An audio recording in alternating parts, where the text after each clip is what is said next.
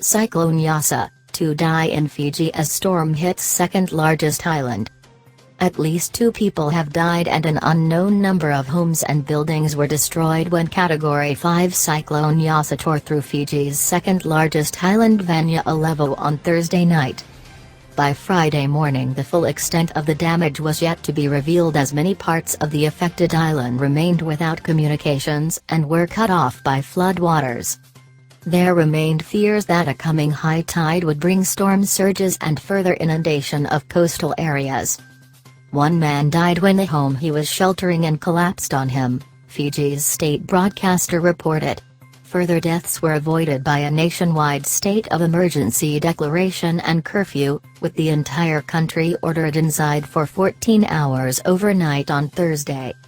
The government had estimated that 850,000 people, minus 95% of Fiji's population, would be directly affected by the cyclone.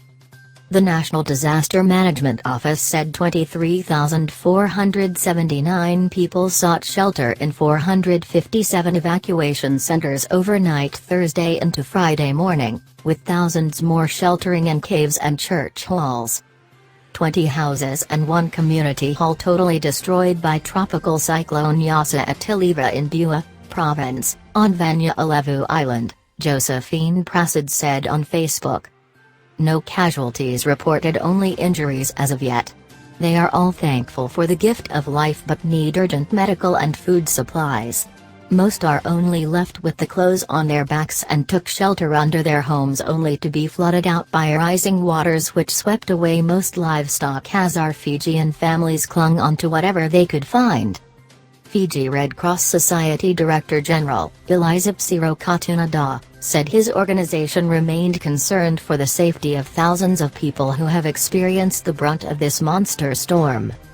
Initial reports from volunteers are revealing destruction in Vanua, a province on the island of Vanua Levu.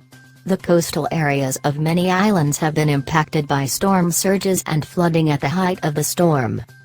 Our teams report that houses and community buildings have been destroyed and crops flattened. There are widespread power outages in affected areas, Rokatunado said. Trained Red Cross volunteers who live in these same communities are responding to provide first aid and relief and updating the National Office Emergency Center on needs.